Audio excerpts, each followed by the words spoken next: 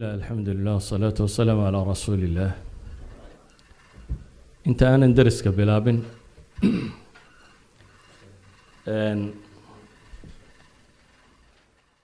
waxaan isku dayi doonaa inaan mowduucaasi ama waxaa ku saabsiisan atheism ama ilxaad iyo doodihiisa inaan wax idinka tilmaamo. waxaanan in sha allahu tacaala isku dayi doonaa inaan wax badan oo laga sheegay wax ka mid a soo guuriyo. wuxuu noqon doonaa marka haddii la yidhaahdo derisku laba muqadamo ayaan horeysiin doonaa. muqadamo waxay ka warramaysaa ilxaadka iyo taariikhdiisa. muqadamana waxay ka warramaysaa casrigan aynu joognayo halkuu marayo iyo usuusha uu ku fadhiyo ama uu ku salaysan yahay iyo qaabka looga jawaabay. kadib waxaan geli doonaa lubul mowduuc oo ku saabsiisan inaan soo bandhigo iyadoo si kooban ah atheismka iyo waxyaabo uu daliishado iyo qolada theistiska ah ama mu'allihiinta ama mu'miniinta iyo ilaa 5 argumentiskooda ka mid ah.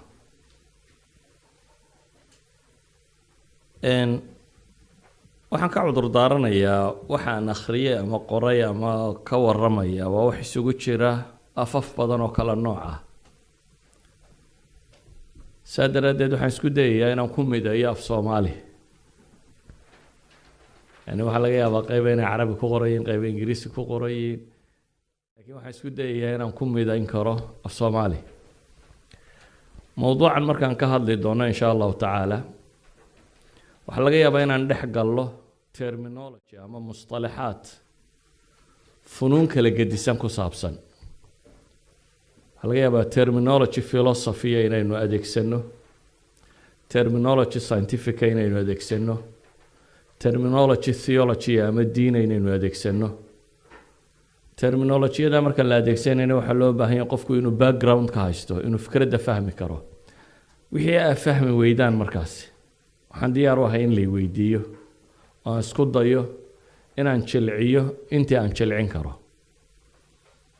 waa marka saddexaad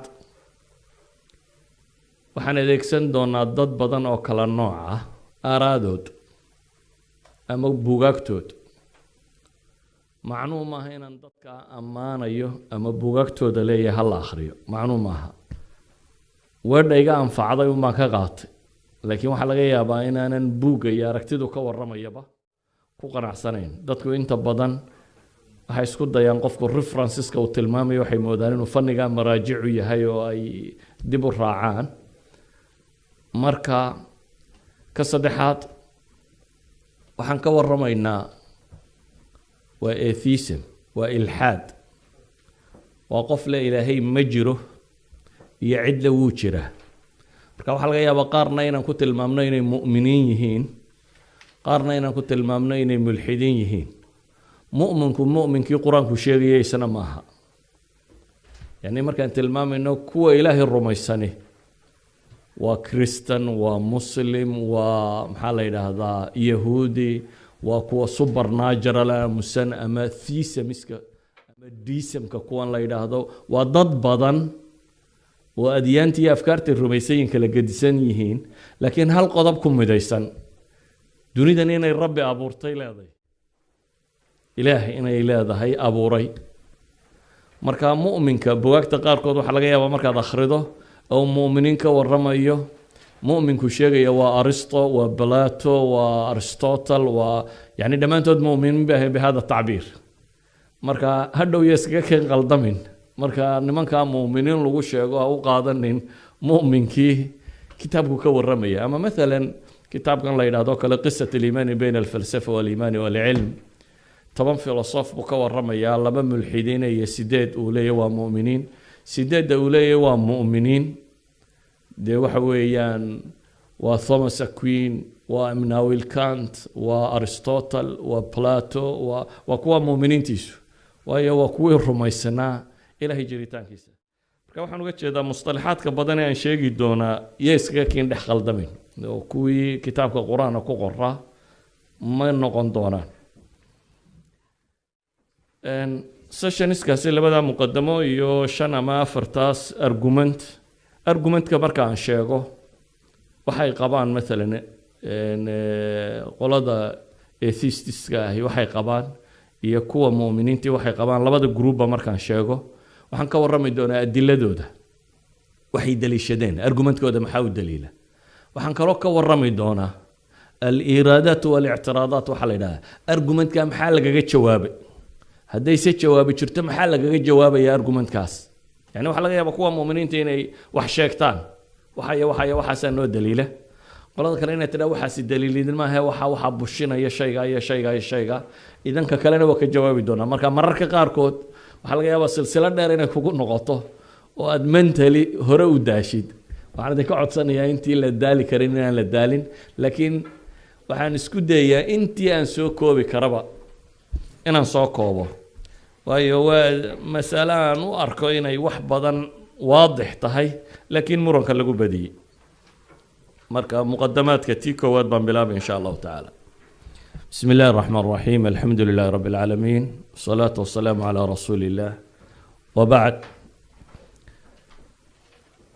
الإلحاد أما atheism كلمة atheism لا يراهدا و atheos بيكتمي of Greek theos of Greek و goddess God أما الآلهة إله haddii la raaciyana waa without. marka atheism macnaheedu waxa weeyaan without goddess, waa cid leh ilaahiyo ama ilaah kaa doontaba dhehe ma jirto. eraygaasi marka aynu qaadanno ilxaadka loo yaqaano marka diimaha dhexdeeda la joogo waxaa laga yaabaa ilxaadka dad badan in lagu tiriyo, laakiin really maaha kaynu inagu u dan leenay. مثلا أفلاطون بلاتو أفلاطون wuxuu qabaa 3 nooc oo ilxaadka ka mid ah jira. ilxaadka koowaad waa inuu yidhaahdo qofku ilaah ma jiro ama rabbi ma jiro ama ilaahnimo ma jirto. ilxaadka labaad buu leeyahay waa inuu rabbi jiritaankiisa ogolaado laakiin alcinaaya ilaahiya ilaahaasi inuu interfere gareeyo oo dunida maamulo inuu diidan yahay. nooca saddexaad oo isagu qabaa waxa weeyaan waa ilxaad alqaraabin buu leeyahay kuwan wax gowrgowracaya kaanama ay aalihada laaluushayaan, isna waa nooc min alilxaad buu qabaa. laakiin eraygu hadda wuu soo koobmay. maadaama uu eraygu soo koobmay dhowr eray baan rabaa inaad kala saartaan. waxaa la yidhahdaa atheist iyo waxaa la yidhahdaa agnostic iyo waxaa la yidhahdaa skeptist iyo wax la yidhaahdo non religious ama irreligious iyo waxay yidhahdaan antitheist. dhammaantood macnayaal kala gedisan bay tarjumayaan. atheist markaynu nidhaahno macnuhu waxa weeyaan wuxuu rumaysan yahay supernatural inaanu jirin, wax ilaah la yidhaahdo dunida tan sameeyey haba yaraatee inaanu jirin. marka la yidhaahdo waa agnostic, agnosticska waxay yidhahdaan ninkii ugu horeeyay eraygan lagu nabo ee isticmaala waa Thomas Huxley. Thomas Huxley ciidamada ka taqaanaa. Thomas Huxley waxa weeyaan waa doodaagii ugu weynaa ee u doodi jiray Darwinismka. waa Darwin saaxibkii, waa usro qoys mulxida baa ku abtirsada. caruurtu awowga u yahay waxaa ka mid ah Julian Huxley. Julian Huxley isna waa mulxid kale, waa ninka qoray buuggan la yidhaahdo Man Stands Alone. bini aadamku keligii buu istaagi karaa, ilaah iyo waxba toona uma baahna. waa ninkii koowaad ee u noqda UNESCO madaxweynaheeda ama BHA diina British Human Assembly humanism kan Great Britain ay leedahay waa first secretary koowaad ee loo doorto waa mulxidinta waaweyn waa mulxid ku abtirsaday mulxidka weyn ee aabihii ama awowgii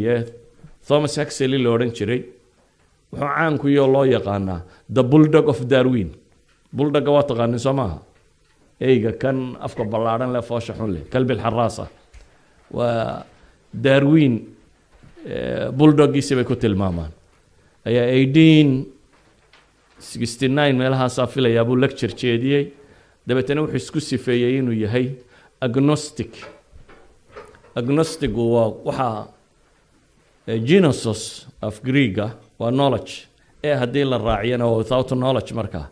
macnaheedu waxa weeyaan alla adri kuwa la yiraahdo af carabiga isagu wuxuu leeyahay inuu ilaah jiro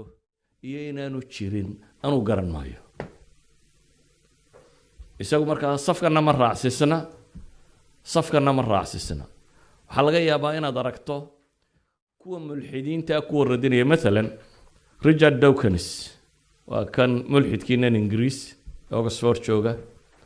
waa kan buuga qoray la yiraahdo maxay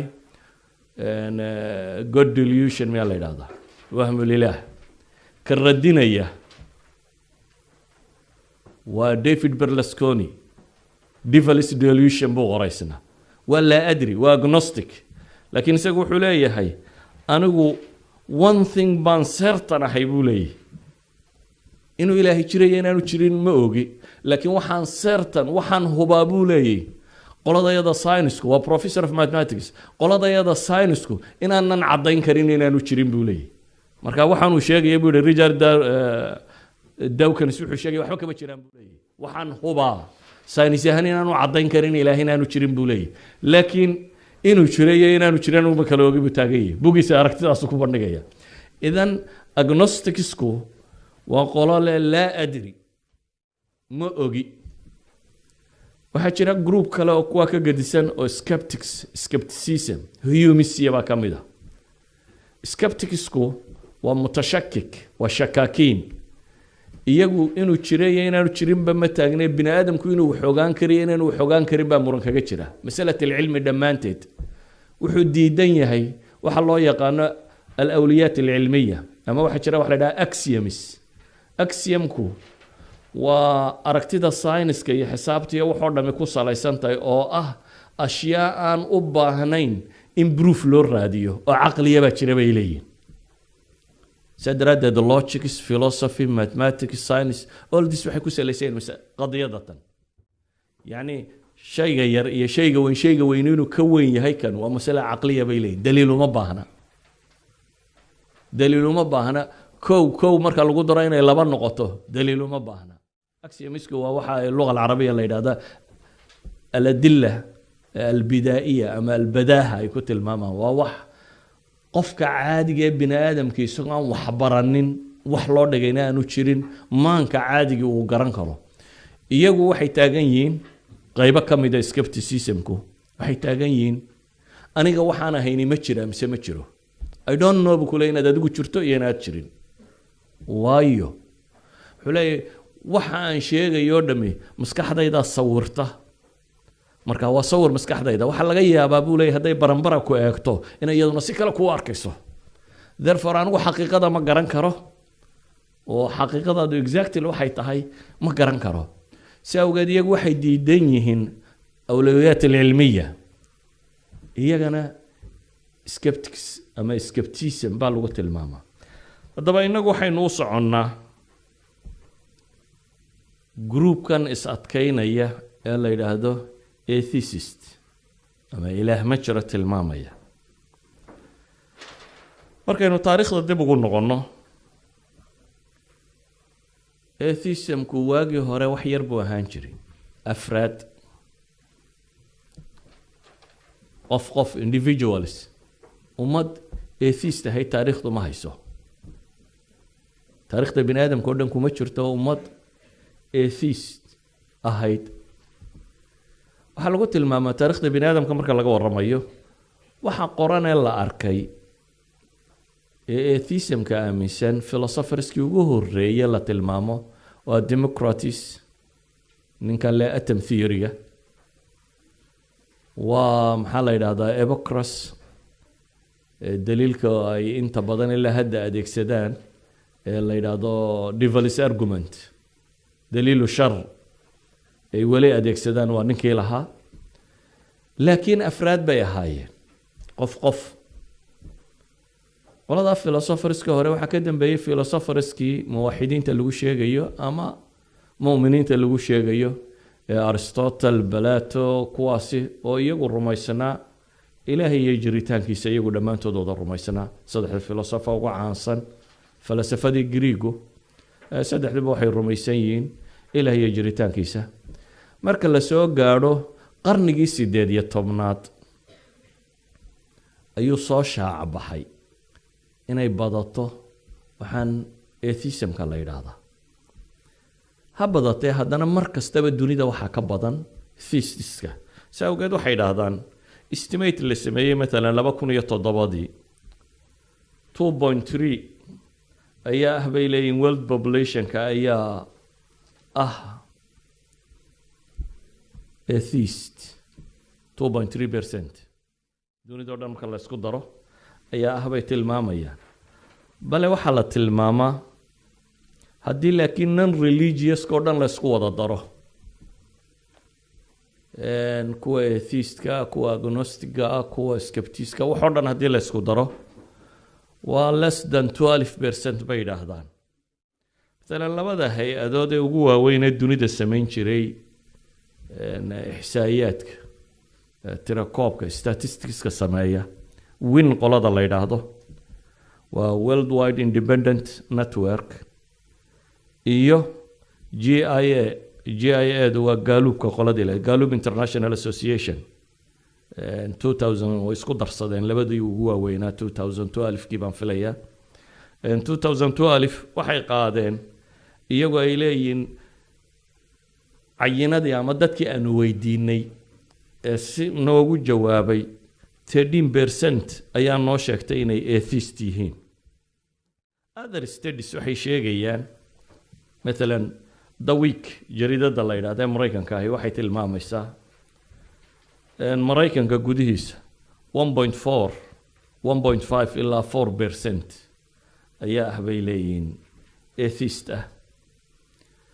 waxay tilmaamayaan مثلا Mareykan ihsaa'iyaadka laga qaado dhamaynta ugu badan cid dhaafisa 4% ma jirto laakiin Europe ay ka badan yihiin atheistisku waxay ku badan yihiin labada Europe مثلا Eurobarometer la sameeyo zerfeeyadan Europe ay samayso oo EU-du samaysay 2010kii EU-du ihsaa'iyaadkay samaysay waxay tilmaamaysaa 20% ama boqolkiiba 20 populationka Europe ayaa waxay sheegtay not to believe in any sort of spirit or God inaanay wax ruuxaaniya ama wax ilaaha rumaysnayn boqolkiiba 20 ayaa Europe sheegtay tirakoobyada marka aan tilmaamayno grubada qaarkood waxay jecel yihiin inay isbadiyaan oo 1772 Baron Holbach filosofkii la oran jiray wuxuu leeyahay caruurta oo dhami buu yiri waxa laaliyo waxaan qaan gaadhin oo dhami waa atheist waayo iyagu waxba kama oga buu yiri ilaahay marka haddii kuwaanana lagu dara buu leeyahay tiradayadu intan ay sheegtaan way ka tira badan tahay waxaa la mid ah George Smith oo 1979 isaguna wuxuu leeyahay the man who is unacquainted with theism is an atheist because he does not believe in a God cid kastoo aan caqiido loo dhigin oo dhalinyaray iyagana waxay ku tirsan yihiin buu leeyahay groupka iyaga waxay kaloo tiriyaan oo yiraahdaan waxa kaloo naga mid ah bay leeyna abathismku maan sharxin abathismku waxay yiraahdaan waa pragmatic atheism ama si kale markaynu u tilmaamno waxa weeyaan wuxuu u nooliyay sidii aan ilaah jirin isagu kamaba fakaraya ilaahay ma jiro doodaha kumaba jiro laakiin wuxuu u nool yahay noloshiisu qaabkay tahay waa wuxuu u nool yahay kaanahu inaanu ilaah jirin ama wuxuu jeclaan lahaa inaan ilaah jirin qaababa u nool yahay kuwaana markana lagu daro buu leeyahay intaasoo dhan marka la isku kaayo daro tirada iyadu intaa sheegaysaa waa ka badantay. laakiin buggan maraykanku qoro ee la yidhaahdo world fact book ee xisaayaadka caalamiga ka warrama, world fact book isagu wuxuu ku tilmaamaya 2.01% 2010kii xisaayaadkooda waxay leeyihiin intaas baa ah dadka loo yaqaano atheist ama aan odhan karnaa ilaahay ma rumaysna. si kale markaynu u sheegno atheismka waa la kala saarsaaraa. tacaabiir baa arki doontaan bugaagta ka warramaysa qaar ay yidhaahdaan positive atheist iyo qaar ay yidhahdaan waa negative atheist iyo qaar ay yidhahdaan waa strong atheist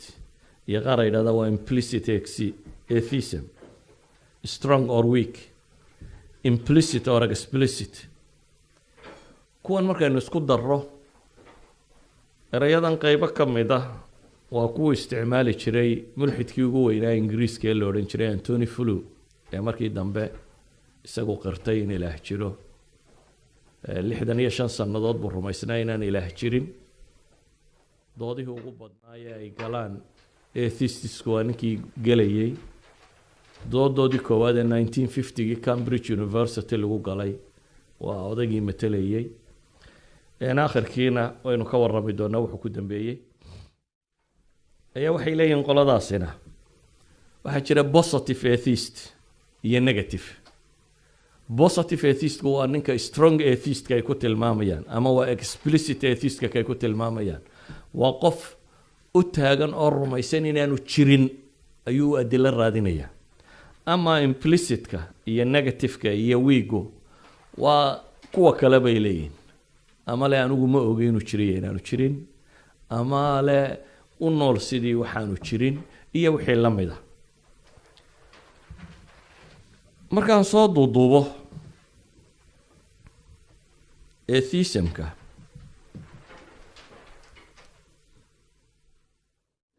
aynu ku tilmaamayno inuu dadka tirada yar yahay, waa dhaqan ku gaara baynu leeyahay Yurub iyo intii wax ka qaadatay. maxaan uga jeedaa? مثلا الحضارة الإسلامية أما عالم الإسلامي انتو سو جيري ee hore la yaqaanay wax atheist la yiraahdaa ma jirin. waa laga yaabaa kutubta haddana inaa ku aragtaan fulaan waa mulxid ama waa kada iyadoo la leeyay, laakiin waxaynu leenahay waa ilxaad aan ahayn ilxaadkan ilaahnimo diidka. saa daraaddeed maalan ibnu rushd ayaa wuxuu leeyahay carabi dhammaanteed way ictiraafsanayd biwujuudi ilbaari. qur-aankana dee idinka arkay mushrikiinta haddii la yidhaahdo man khalaqa samaawaati warada la yaquulanna allah inay qur-aan ka buuxdo. shahrastani oo kitaab ilmilal leh والنحل waxa uu tilmaamayaa carabtu diin la-aanteedu waxay ku koobnayd buu leeyahay laba mas'alo. bacthi ma jiro ama afterlife ma jiro, nolol dambe ma jirto, iyo rasuul ma jiro. ilaahay waa jiraa laakiin cidna ma soo diranin. labadaa fikradood bay gaalnimada carabtu ku koobnayd bay leeyihin. حتى إمام الآلوسي وابن كثير في تفسيريهما يوحي تلماميا حتى الدهريين تلا شيغابي ليه بعث جيدنا يعني مسألة ما جديدنا. لكن تاريخ العالم الإسلامي مركز درس يسوي حد أركض دون تدول ليه هذا الزنادقة والزنديق. أما الزنادقة اللي هو شاغو الزنادقة ذو وقوة ديدا شريعة أما النبواتك ما ديدنا شريتان كان ربي laakiin waxa uu diidan yahay maxay nabiga iyo wixii ka dambeeyay bay diidan yihiin. idan markaynu atheism ka waramayno caalamka carbeed iyo taariikhdiisa iyo xadaaradii muslimiinta oo dhan iyo wixii ku hoos noolaay oo dhan ma jira bay yidhaahdeen fi taariikh waaxid mulxid lahayo. waaxid mulxid lahayo macnahan aynu sheegaynay ma jiro. yurub lafteeda, yurub gudaheeda wixii ka horeeyay 17th century waxay ku tilmaamaan yurub gudaheeda inaanu wax badan ahayn ama aanu jirin, ama inuu ahaaba insult cay inay ahayd oo qofka lagu yidhaahdo mulxid baa tahay inuu arkay qof la caayay inay ahayd awal kitaab bay yidhaahdaan buuggii koowaad ee yurub la qoro ee la bablash gareeyo ee ilxaad ka warrama waa 1778 baa filaya saaxibu thaqaafat alkufr siduu ka soo naqlinayo دكتور جعفر الإدريس في كتابه الفيزيائيون والخالق حكوت الماميان 1778 baa u horeeyay Yurub buug la qoro oo ilxaad sheegta wixii ka horeeyay Yurub ma yaqoonin qadiyadatan haddaba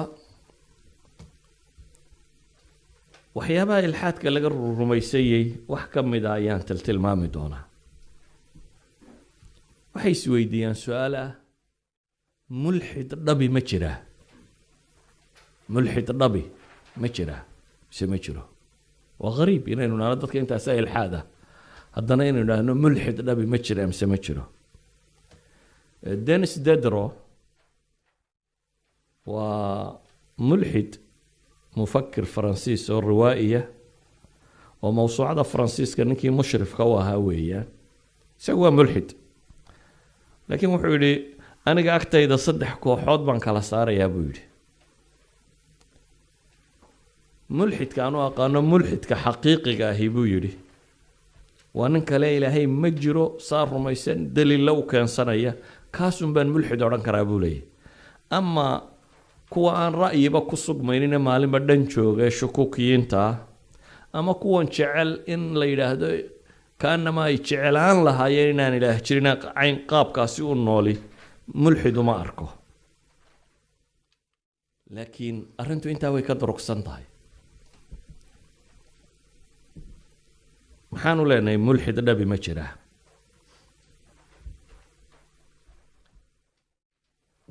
jaamacadda tan Helsinki University إليهين فينشكو هلسنكي horta taqaanin waa Yurub dholalka ugu caansan diin la'aanta qoliyaha aan diimaha sheeganaynin marka la isku dardaro oo dhan 28 to 60% bay dadka qaar gaarsiiyaan dabeetana jaamacadda waxay doontay inay baadho war ma jiraa dad mulxid dhabi mise waxaan waa iska yaalyaal dadkani ma waxay jecel yihiin inay diinta iyo xuduudeeda tan iyo cibaadaadka la sheegay waxaan inay ka takhalusaan oo waxaan baa u geynaya mise waa belief ah inuu qofkani aqliyan ku qanacsan yahay inaan ilxaad waxa la yiraahdaa aanu jirin yani wax ilaah la yiraahdaa inaanu jirin group kamida jaamacadda markaa ayaa waxay sameeyeen baaritaan ay hogaaminayso gabadh la yiraahdo Lindemann Mariana oo doctorate Helsinki University markaasi waxay ku tala gashay inay baadho malaaxida ma joogtaa mise ma joogto baaritaankoodii runtii wax cajiib ah ka soo baxay baaritaankoodii dhowr iyo 30 qof baa loo yeedhan rajaynaya institute kamid ah institute-yada jaamacadda waliba Ashford jaamacadda la yiraahdo Mareykankiina way kala qayb gashay afar aqoon-yahan oo mid Mareykan iyo saddexna ay tahay Finnish yihiin oo ay gabadhaasi hogaaminayso Lindemann Mariana la yiraahdo baa baaritaanka sameeyay baaritaankoodii waxay leeyihiin qaab bay u sameeyeen qofka meel baa la fadhiisanayaa erayaa loo qoray sodon question ama sodon statement ayuu qofku odhanaya dabeetana waxay ku xidheen laba gacmood ama laba farood ayaa laga xidhayaa computerka waxa la eegayaa erayada markuu ku dhawaaqayo maskaxdiisu reactionka ay bixinayso iyo isbedelada ay bixinayso iyo waxay sameynayso siiba dee sagaashanaadkii wixii ka dambeeyay meelahana intii IMR-ga iyo PET-ga iyo qalabadan cusub ee insaanka maskaxdiisa la sawiri karo iyadoo functioning-ka ay timina waxaad moodaa neurology-ga bini'aadamku aqoonta u lahaa inay aad u kacday oo u faaftay baxthigii ay sameeyeen waxa uga soo baxay waxa aad u cajiiba waxa uga soo baxay waxay leedahay the heads and hearts of a thesis may not be on precisely the same page nimanka atheiska madaxooda iyo jidhkooda isku wax sheegi maaya bay leedahay مثلا ereyada la odhanayay dhe waxa ka mid ahaa waxaad tidhaahdaa ilaahayow aabbahay iyo carruurtayda iyo waxaasoo dhan madhi qofka aan ilaahay rumaysanayni ereyga markuu yidhaha waa erey laqwiyade waa waxba kama jiraan adigoo iska yidhi bay la mid tahay ila waa nonsense waxaad ku hadashay mar haddaanad rumaysanayn in ilaah jiro haddaad tidhahda miyo wax kaa bedelaya waa maya waa nonsense baad ku hadashay dabeetana waxay eegeen kuwa ilaahay rumaysan ereygan markay yidhaahdaan baqdin baa ku abuurmaysa the same thing baa ku abuurmaya bay leeyihin kan atheistka ahayna markuu yidhaahdo maskaxda kan qaybta shaqaynaysa ee baqaysa kana baqaysa bay leeyihiin dareenka uu jirku sheegaya bay leeyihiin ee kanuu sheegayo the same thing buu kan kalena sheegayaa bay tilmaamayaan iyagu ninkii rabaa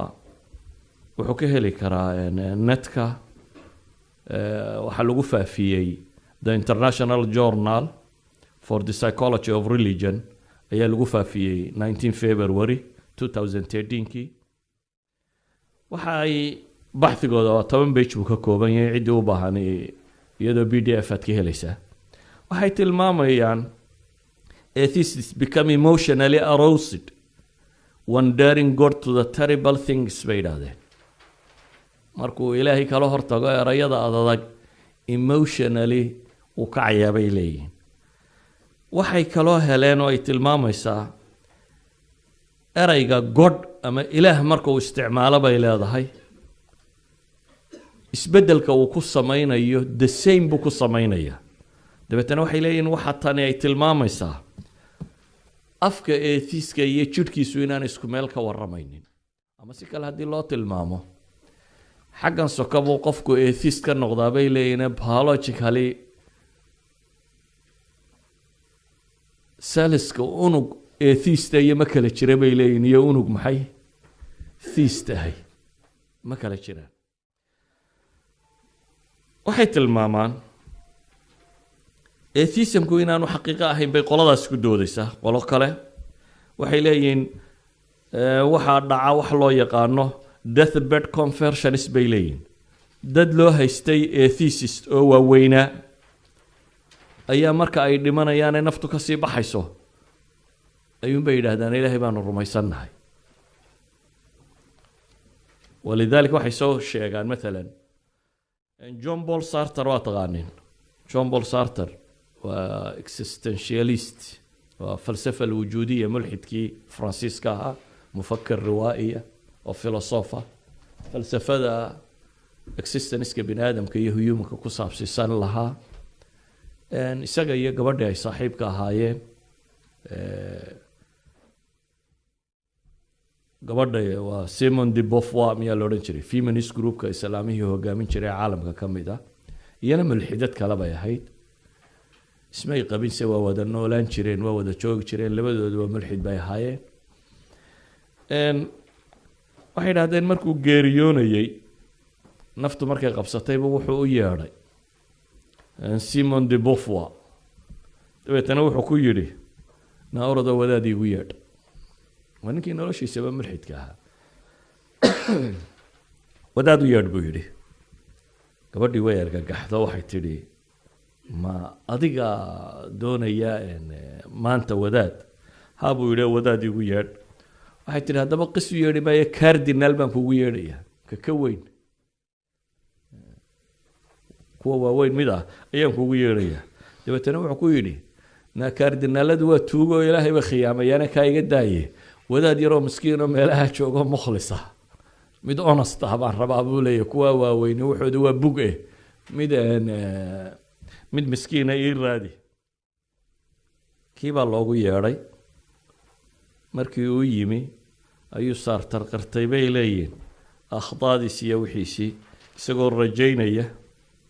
amalan fi najaah ayuu qartay bay ku tilmaamaan waxaa ka mid a ragga ay sheegaan philosophy France ay mulxid isna ku sheegayaan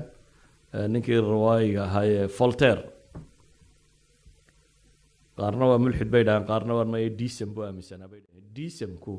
waa dadka rabbinimada aaminsan laakiin aan aaminsanayn ilaahnimada يعني wuxuu aaminsan yahay supernatural dunida sameeyay inuu jiro laakiin laa cilaaqata lahu isaga isku mashquulayo iska tagay dunida tanina sidii uu dhigay bay isaga socotaa waa rububiyiin baa la yiraahdaa deism waxay yiraahdaan markuu dhimanayay ayuu yidhi ha laygu yeedho wadaad baa loogu yeedhay si uu qufraanka hortiisa uga yidhaahdo wadaadkii baa laakiin wuxuu ku noqday catholic mintida oo wuxuu yidhi ilaa aad madhabka kaatoliga qirtid oo aad ictiraafka samaysid mooyaane ma kuu aqbalayo dembi dhaafka kuma aqbalayo dabeetana wuu cadhoodo intuu xanaaqu yidhi kanna iga saara bayaan buu qoray waraaq la yaqaano uu leeyahay anigu rumayn aan ilaahay rumaysnay baan ku dhimanayaa iyo asxaabtaydoo aan jecelahay iyo cadowgaygoo aan necabahay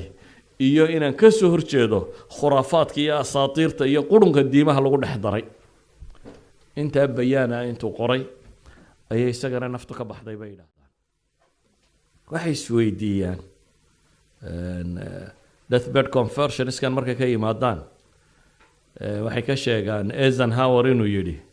no atheistic in foxholes bay yidhaahdaan dagaaladu markay dhacaan goobta dagaal bay yidhaahdaan atheist ma jiro yacni waa waqti alkurba waqti shidda waqti shidda maxaa loo leeyahay atheist ma jiro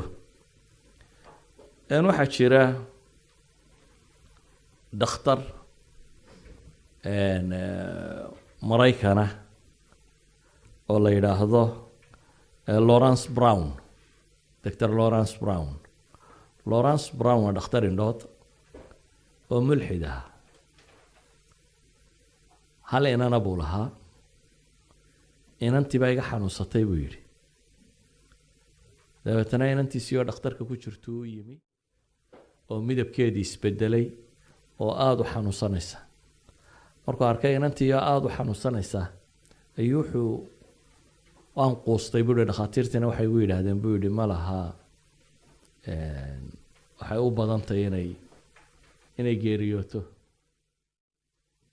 markaasaan iska tegay buu yidhi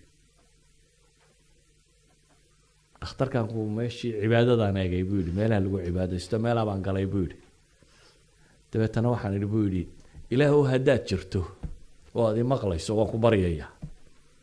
isagu ma rumaysna laakiin wuxuu leeyahay if at all haddaad jirtaba oo aad i maqasho haddaad inantaydaa bogsiiso ay ii fiicnaato waxaan kuu ballan qaadayaa inaan ku baadi doono oo diinta xaqaa raadiyo oo ku caabudo waan ooyey buu yidhi markaan baryadan samaynayay dabeetana meeshaan ka soo baxay buu yidhi intaan oohintii iska bi'iyo iska soo maydhay ayaan dhakhtarkii ku soo noqday dhakhaatiirtii oo farfaraxsan baan u yimi buu yidhi waa maxaa dhaco markaasaa la yidhi si aan la filaynin ayay isu bedeshay inantaada xanuunkeedii waan dul imi buu yidhi mise inantii oo wixii ka been oo fiicnaatay oo aada u waxaan rumaystay buu yidhi markaa inuu imaqlay ila markaan ka dhaqaaqay waa tii khalaaska ahayd inuu jiro imaqlay at that point baan waxaan go-aansaday buu yidhi inaan baadi doono diimaha hadda waa nin muslim ah dhakhtar muslim hadda madiina degan markaasaan raadiyey yani waxay tilmaamayaan waqtiyada foxholka uu jiro ama waqtiyada dhufayska lagu jiro inaanu jirin mulxid rasmi su-aasha isweydiinta le waxay tahay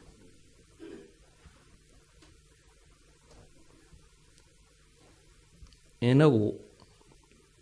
kuma doodayno war mulxid matid hadduu isagu intuu isa soo taago o yidhahdo mulxid baan ahay khalaas codkiisaynu aqbalaynaa waay qofka bini aadamkaa dembi uu galo waxa loogu horeysiiyaa dembiga qiraalka ah qiraalku markhaatiga uu ka horeeya hadduu qofku intuu isagu isa soo taago yidhaahdo waxaan rumaysnay inaanu jirin waxaynu la dhaqmaynaa inuu rumaysan yahay inaanu jirin shaqo kuma lihin maxaa halkiisan ka guuxaya halkan markay joogto miyuu rumaysan yahay mise ma rumaysanaa up to him isagay jirtaa laakiin maadaama isagu qirsan yahay oo leeyahay waxaan rumaysnahay inaanu jirin waxaanu la dhaqmaynaa inuu rumaysan yahay inaanu jirin kow waa maxay adiladaad wadataa baynu weydiinaynaa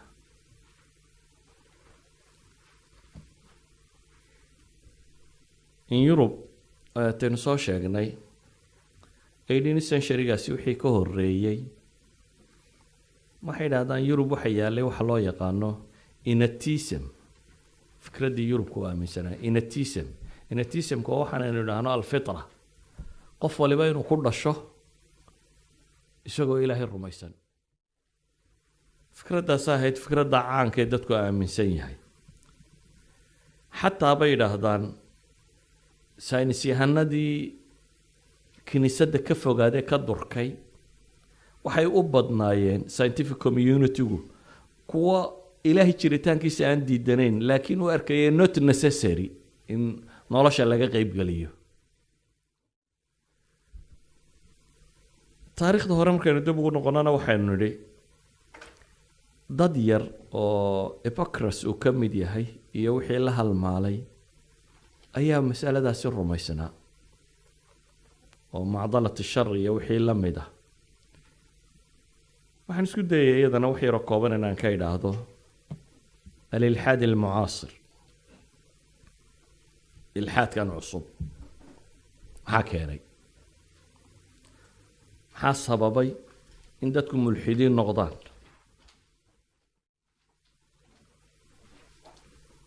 أور سببات بوجران أور كسببات عن شيء إنه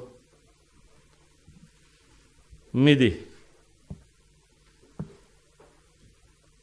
waxay ku saabsan tahay waa sababo inta badan Yurub ku gaar ah waxay Yurub u gaar yihiin waxa weeyaan medieval period-kii waqtigii la joogay quruntii dhexe Yurub asaaska cilmigu wuxuu ahaa kitaab al-muqaddas Bible-ka kiniisaduna waxay qaadatay آرادي أرسطو iyo Ptolemos culimada carbeedna ay u qoraan oo ku saabsan kownka iyo siduu u jiro universe-ka dhulku inuu taagan yahay cadceedda iyo planetska iyo xidiguna inay dhulka ku wareegayaan iyo aragtiyo kale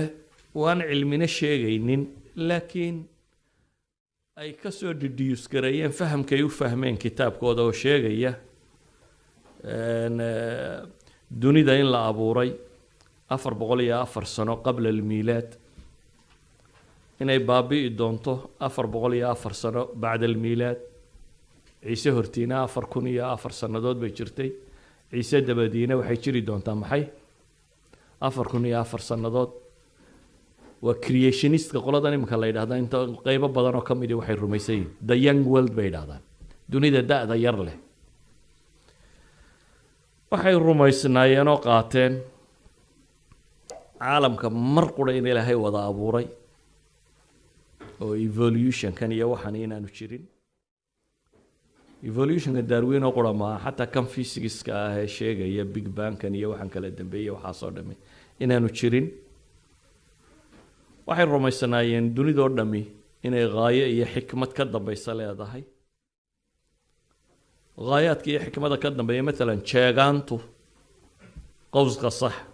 waxay yiraahdaan waa ballankii Ilaahay u ballan qaaday nabi Nuux inaanu dunida mar dambe biyo ku halaagaynin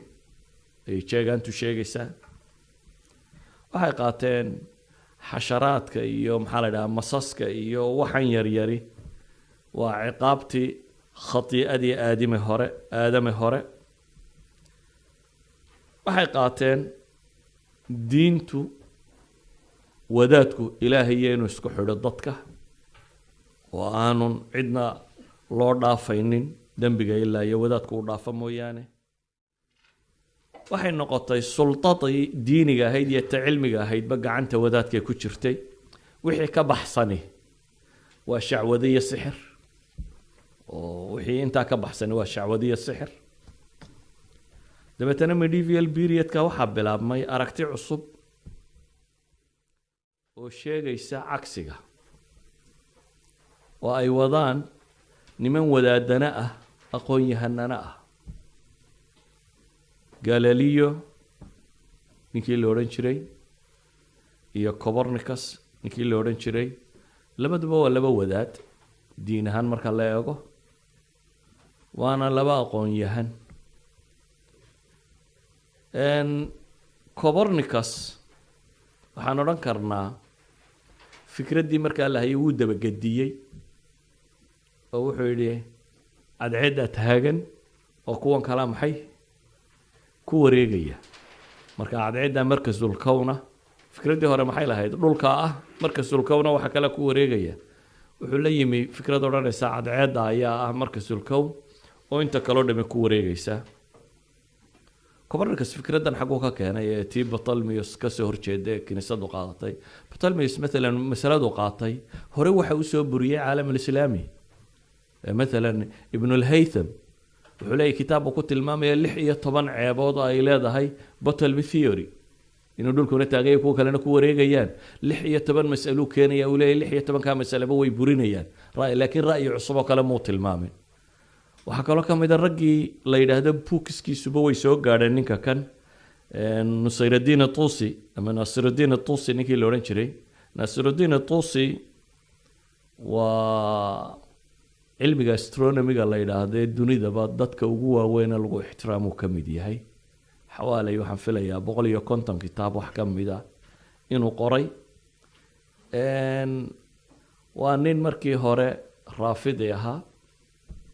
shiicada 12 ahaa markii dambana Ismaaciili noqday sida ay sheegaan waa wasiirkii koowaad Holako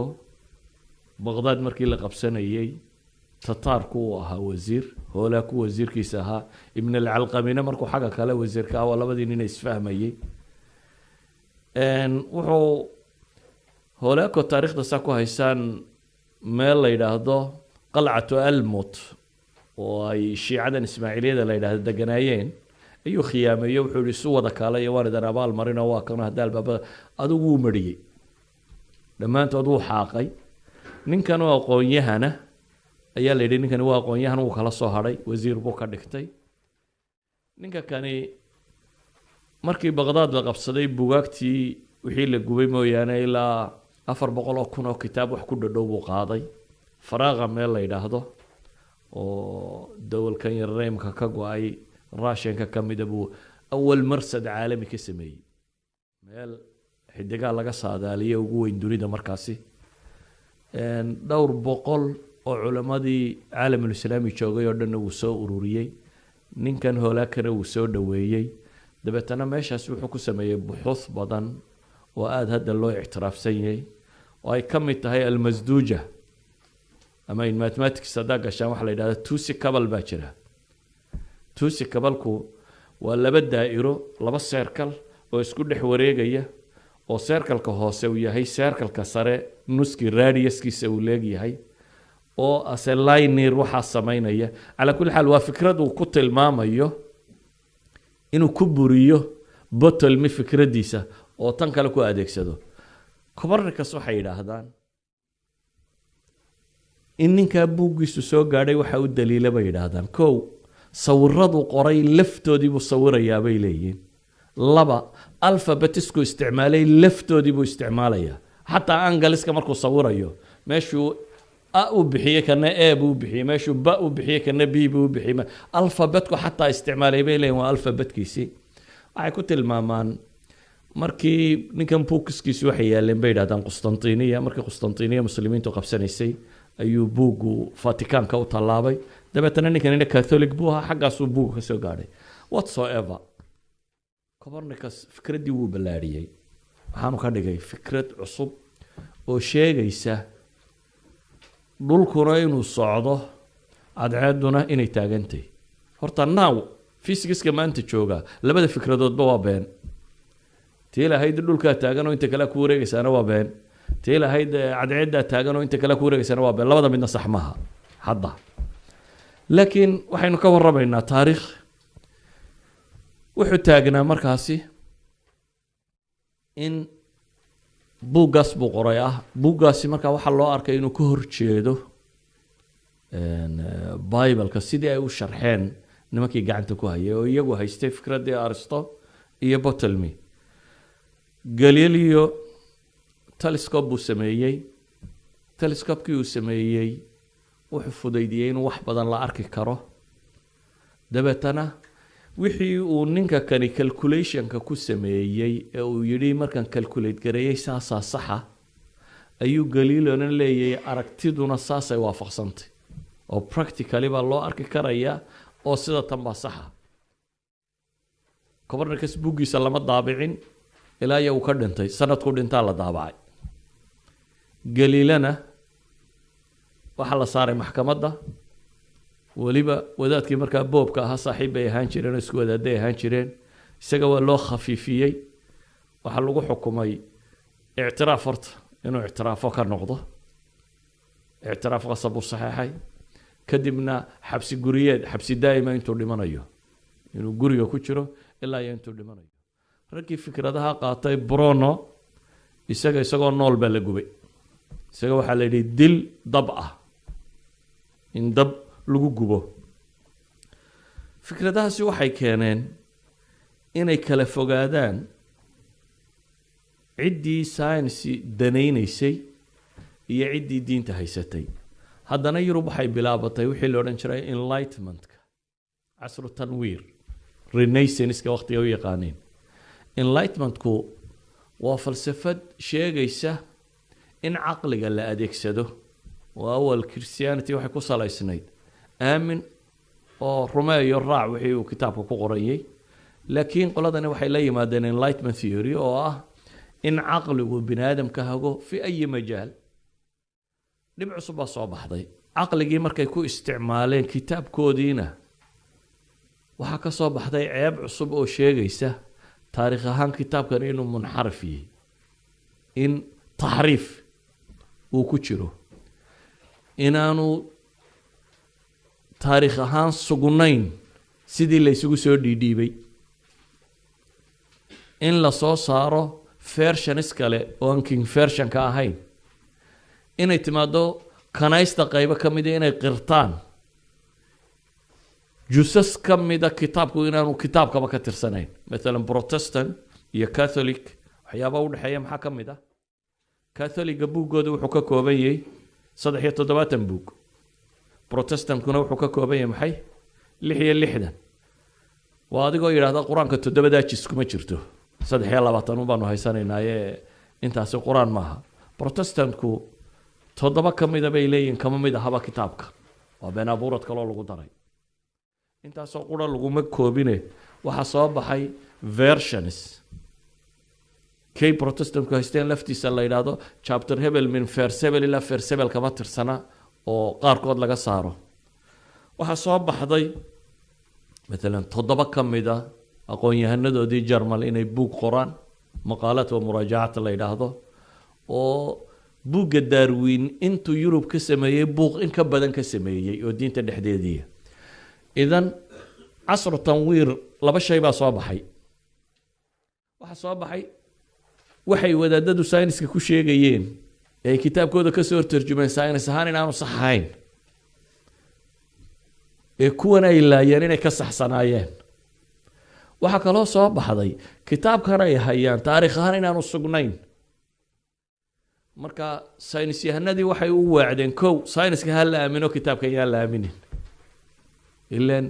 qadiyad hebel buu sheegay qadiyad hebel buu sheegay qadiyad hebel buu intuu bana scientifically baa la disprove gareeyay oo sax maaha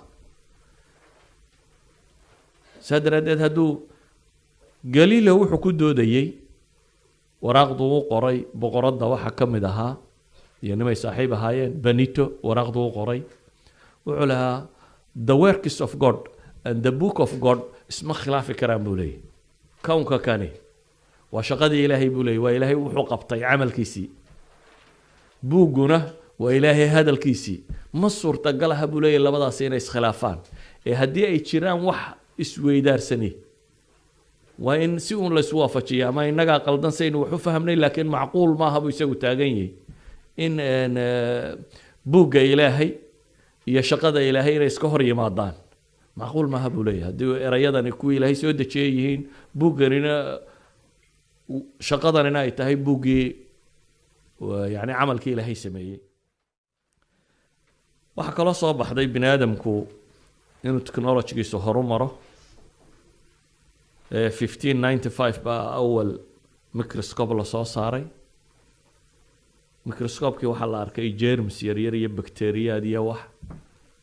wadaadada qaarkood awal waxay odhan jireen waxaan idin hayay xanuun oo dhan shaydaan baa idin dureeyey waa jibanka iyo shayaadiinta iyo beledaasaa ka qaadaan haddii kitaabka lagu akhriyana waad iska bogsanaysaa qoladii sayniskana waxay dhahaan war shaydaanna ma duraynin bacteria heshay oo bahladan meesha marmaraya ayaa ah waxa sameeyay iyana waxay noqotay wax cusub oo qoladii diinta wadatay iyo ay ku kala khilaafsan yihiin idan qoladii diinta wadatay ama Yurub diintii taalay diin kale maaha tii Yurub taalay iyo science community way iska hor yimaadeen iska hor yimaadkaasina wuxuu dhalay science community inay ku qancaan kow wixii ay science ahaan u sheegaysay ay lahaayeen kitaabkaa sheegay inay been tahay oo aanu sax ahayn ila fikradii Aristo iyo Ptolemy bay ka dhigeen inuu kitaabku sheegay tii waxay leeyihiin absolutely de wanaga telescope-ka ku aragno waa wax ishu aragto absolutely wax la rumaysan kara maaha waxaas baa Ilaahay ka yimi maaha sax bay leeyihiin second to that waxaa timi kitaabka laftiisii in godololo loo sameeyo oo kuwii aaminsanaa laftooda ay u sameeyaan marka waxay noqotay inay diin oo dhan ka fogaadaan diinka fogaadkii laba qaybood buu noqday qolo deism qaadata war ilaah supernatural waa jira dunidan ilaah la'aan ma soconayso walaakin kiniisadda iyo kitaabkeeda iyo waxaana waxba kama jiraan iyo midhadh u baxay xagga ilxaadka oo iyagu leh dunidu iyada isugu filan tafsiir iyada gudaheeda yaan la raadinin tafsiir khaarijiya sharax dabadeed explanation outside it ma jira bay leeyihiin within it baynu ka raadinaynaa how to explain sida loo sharxayo gudaheedun ha laga dhex raadiyo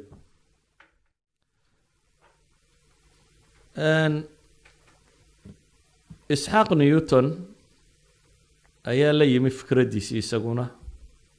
gravitational theory-giisii motion theory-giisii waxyaabahaasi wuxuu keenay isaguna waxay ku tilmaamaan the mechanical world ama alcaalam almakaaniki dunida tani inay si mechanical oo automatic ah isaga soconayso waxaan isaa wada shaqaynayaan in yaroo calculationiskiisii ka mid ah ayaa u saxmi waayey planetska wareegoodii oo aanu iyaga gravitationkii u dhexeeya ku xisaabtamin dabeetana wuxuu yidhi meelahaana ilaahay baa soo farageliyo marka ay istiraahdo inxiraaf ka yara bax meeshabana waa lagu yara celiyaa sidii saacaddii la buuxin jiro kale saacaddii berigii hore soo lama buuxin jirin marka yara gaabisa maxaad samayn jirtay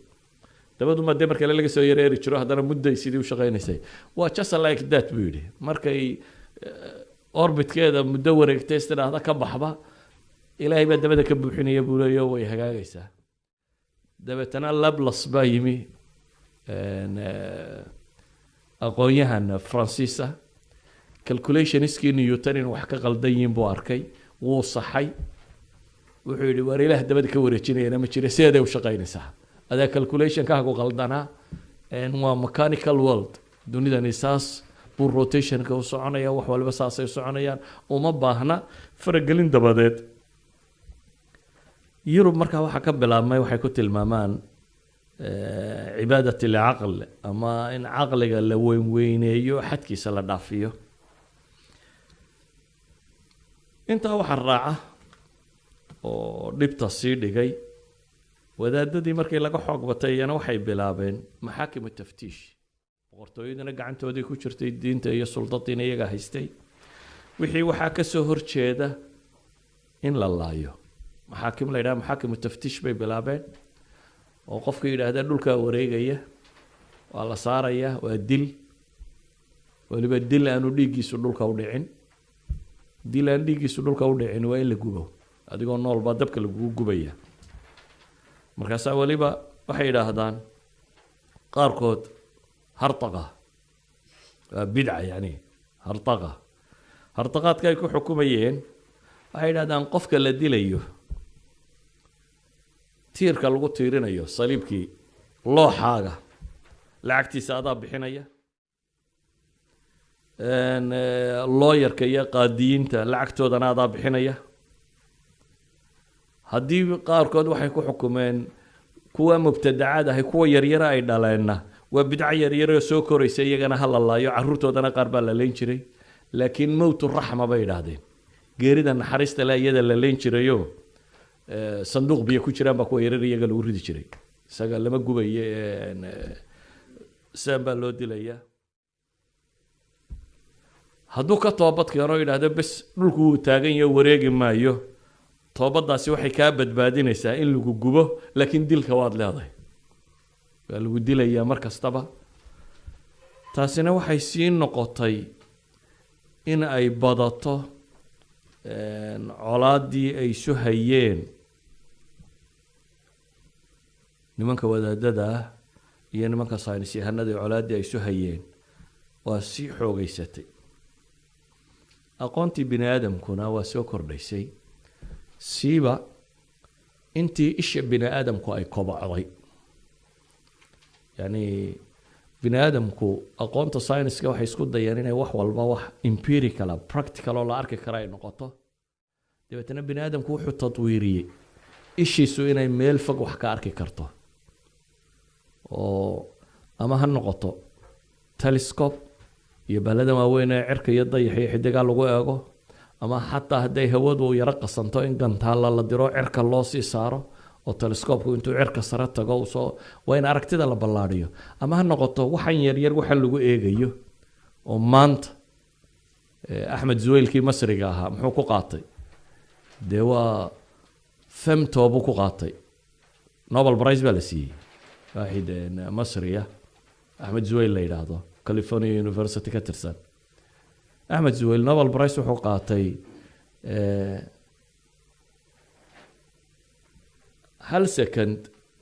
oo loo qaybiyey 10 to power of 15 of a second reaction ka dhacaya inuu sawiri karo kana kamera lagu sawiri karo speed ka ah femto waxa weeyaan kun maaha oo million maaha oo billion maaha oo trillion maaha waa over trillion waa 15 waa second loo qaybiyey 10 to power of 15 يعني هل second inta loo qaybiyey time-ka inta leeg reaction ka dhici kara ayuu sawiri karaa reaction ka dhici kara buu sawiri karaa dabeetana Nobel Prize baa lagu siiyey marka bini aadamku wuxuu joogaa hadda xadu isku dayayo inuu femto wax ku sawiro reaction ka inta dhici kara inuu sawiri karo iyo marka ishii xagga yaraantana waa u socotay ilaa ay wax aad u yar arki karto xagga weynaantana waa u socotay ilaa ay arki karto wax aad u fog taasi waxay ka dhalatay markaasi inay soo baxdo aqoon badan oo cilmiyeed haddana weli su-aashii waa taagan tahay waxaan leenahay science oo dhan isku soo dar ilxaadku ama atheismku ما مدلل بامس هو معلل مدلل يعني ما ريسن وحو طبعا من راشنال به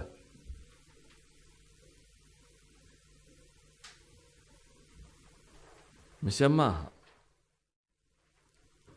وهي مانتا dadka atheismka aaminsan aad bay u qayliyeen aad bay u buuqeen aad bay isku dayeen inay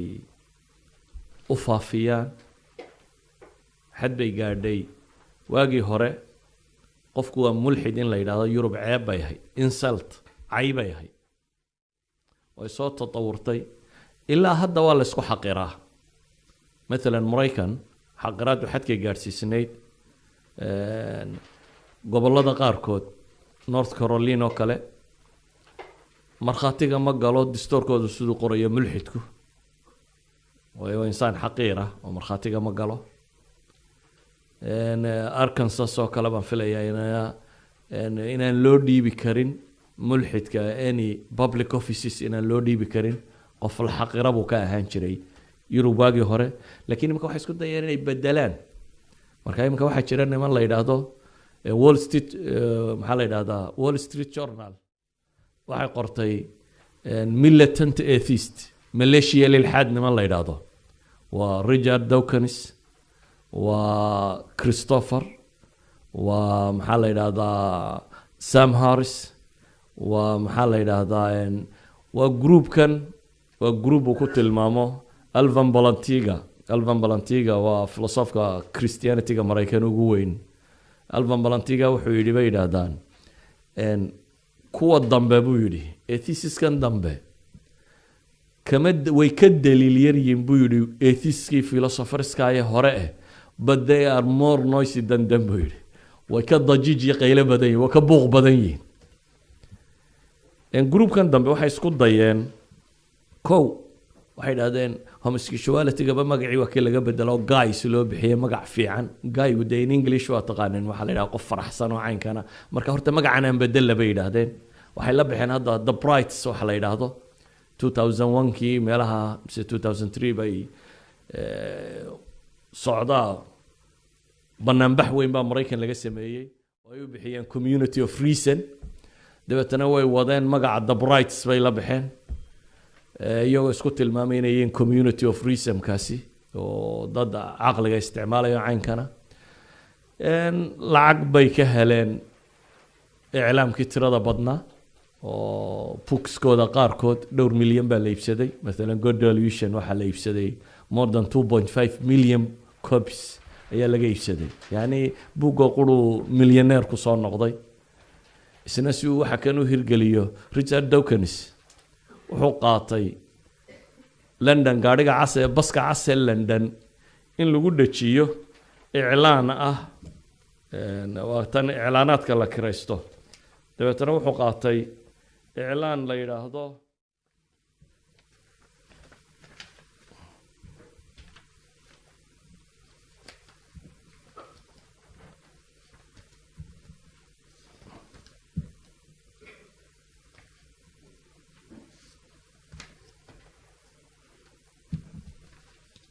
إعلانkiisa meeshan ku qoray إعلانkiisa uu ku dhajinayo bahalka cas waxa la yiraahdaa enjoy your life probably there is no god إعلان la yiraahdo buu lacagta dawladda hoose siiyay dabeetana baska cas ee London buu hareeraha kaga dhisnaan jiray noloshaada ku raaxayso hubanti waxa inaanu ilaahay jirin waxay leeyihiin in badan oo doodahan TV-yada iyo iclaamku aad loogu tiro badiyay waxa soo dhamay waxay keensadeen inay imika aad loo xiiseeyo ama aad loo buunbuuniyo si loo faafiyo u noqdo haddaba insha Allah after break waxaan isku dayi doonaa inaan ka warramo islaamka ama diin ama qur'aan maxaa u arkaa qadiyadda tan science-ku muxuu u arkaa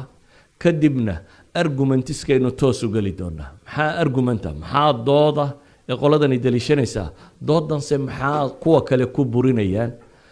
laakiin doodaha kani waa dooda iska adag waxaan jeclaan lahaa inaa